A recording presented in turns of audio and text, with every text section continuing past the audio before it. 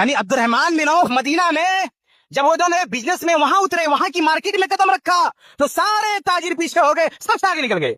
बल्कि मुस्लिम अहमद की रवायत है, अब्दुर्रहमान बिन औफ खुद अपने बारे में कहते हैं कि फला रजौ तो लौ रफा तो हजरा, कि अल्लाह ने इतनी बरकत दी कि अगर मैं कहीं से पड़ा हुआ पत्थर उठाऊं ला रजौ तो अन उसीबा ज़हबन औ फिदतन, तो मुझे उम्मीद है कि उसके नीचे से सोना चांदी निकलेगा। क्या कहते हैं कि अल्लाह ने मुझे इतनी बरकत दी है कि मैं कहीं भी पत्थर उठाऊं तो सोना चांदी निकले। क्या मतलब इसका? इसका मतलब नहीं कि पत्थर उठाओ तो चांदी, इसका मतलब है कि मैं किसी भी कारोबार में हाथ डाल दूं तो सोने चांदी की बरसात है। ये मतलब हो गया कहने का। और उनका मल्टीपल कारोबार था, कोई एक नहीं था, कई तरह का बिजनेस था उनका। और कोई भी बिजनेस शुरू करते थे, कोई भी कारोबार शुरू करते थे, पैसों की बारिश हो जाती थी। तो ये जो उनकी खुददारी की अदा है, हमको क्या सिखाती है? पहली बात हमको ये सिखाती है कि हमारा हाथ देने वाला होना चाहिए, लेने वाला नहीं। लेना जायज है मुसीबत में, लेकिन अजीमत यह है, बड़कपन यह है कि आपके हौसले इतने बुलंद हो कि हम लेने वाले ना बने, देने वाले बने। कितने लोग सोचते हैं कि बैठे बैठे इतना पैसा मिल जाता तो कितना अच्छा होता, कोई हमको 1 करोड़ दे देता कितना अच्छा होता। ये सोचो हम किसी को 1 करोड़ दे दे कितना अच्छा होता। आपकी सोच, हमारी सोच हमें मकाम अता करेगी। जब सोच ही है लेने वाली तो देने वाले कैसे बनोगे? अब्दुर्रहमान बिन औफ की तरह सोच बुलंद रखो कि हम लेने वाले नहीं, देने वाले बनेंगे। सोच के साथ अल्लाह की मदद भी आएगी। जब सोच नीचे है तो क्या अल्लाह मदद करे?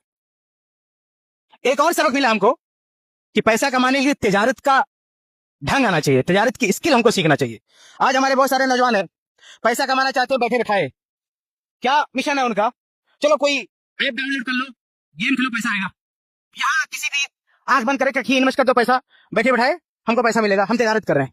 और एक दिन वो मामला डूब गया, कंपनी डूब गई तो आप गए खटाई में। ऐसे पैसा नहीं कमाया जाता है। ये अब्दुर्रहमान बिन औफ से सीखो कैसे पैसा कमाया जाता है।